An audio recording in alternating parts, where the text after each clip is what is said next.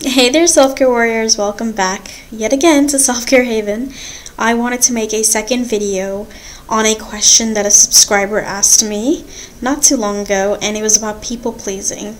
So I wanted to make a video on some of the steps that we can take to become more independent and become less people pleasing, because I know that that is a legacy of narcissistic abuse survivors, whether they were in a marriage with a narcissistic abuser or perhaps they were raised by narcissistic family members.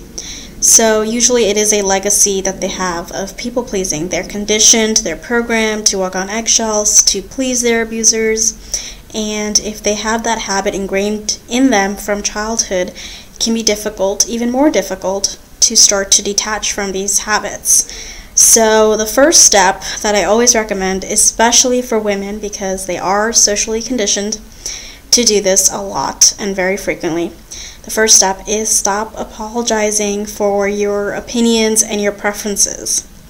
So, and I catch myself doing this too sometimes, where I'll be having a conversation and I end up saying sorry for something that I should not be saying sorry for. And when we try to take on the burden of other people's needs and wants and desires, we're not allowing ourselves and we're not permitting ourselves to have our own wants, our own desires, our own needs. If we're constantly waiting on other people and we're constantly thinking about their needs and wants. Now, I'm not saying that that's a bad thing. I'm not saying that empathy should go flying out the window or anything like that. No, it's great that we have empathy. It's great that we have compassion for others. It's great that we look after others and we are sensitive to their needs, but don't prioritize their needs over your own needs, because if you are doing that, what you'll find is that you'll have less energy to serve anybody at the end. And so what is really important is prioritizing our own self-care. And that doesn't mean that we're selfish. It doesn't mean that we're selfish. Self-care is not about being selfish. All it means is that we are prioritizing taking care of ourselves first. And actually, that's the most selfless thing you can do, because at the end of the day, if you take care of yourself first, you'll have a lot more to give to other people. Now, the second step that I would recommend, highly recommend for people pleasers and people who've grown conditioned to always needing to rely on somebody else to give them validation, is to experiment with doing things alone.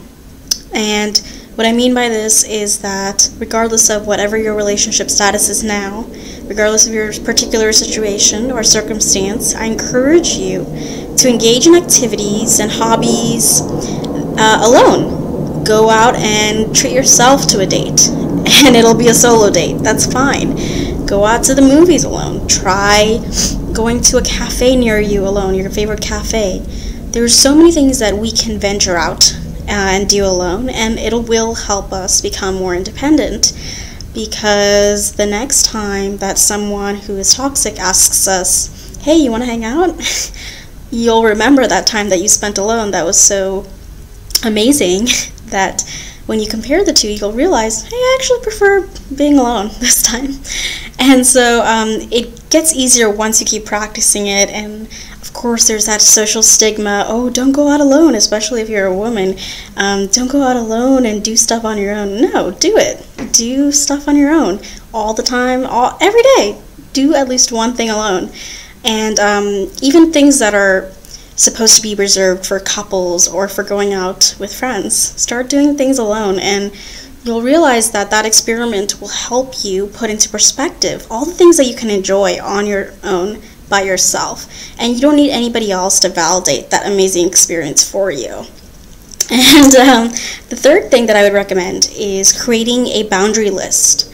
And this is what I talk about in my book, The Smart Girl's Guide to Self-Care. And it's a writing exercise where you can basically put down 10 of the top boundaries that you will not have trespassed by anyone else. And if they trespass that boundary, you're going to reinforce that boundary and say, no, I'm not having it this time.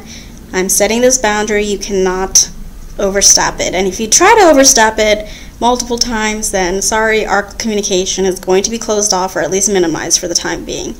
And creating a boundary list, especially having it for reference, will help you to focus on your specific needs and boundaries that you want to protect, because boundaries are there to protect us. They're there to encourage us to engage in self-care and prioritize that self-care. So I hope these 3 steps helped you put into perspective some of the steps that you can take to stop being so people-pleasing, start becoming a little bit more independent. It's a long journey. It's a lifelong journey. You may still find that there are habits that you have that you need to eradicate and you need to take out. You need to literally just take out like weeds and cultivate that garden of self-preservation, self-care, and self-compassion.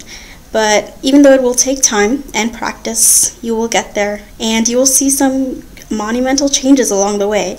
So I want to hear from you. What is one step that you've taken so far on this healing journey that has helped you to eradicate some of your people-pleasing habits? And I look forward to hearing from you soon. Until then, take care.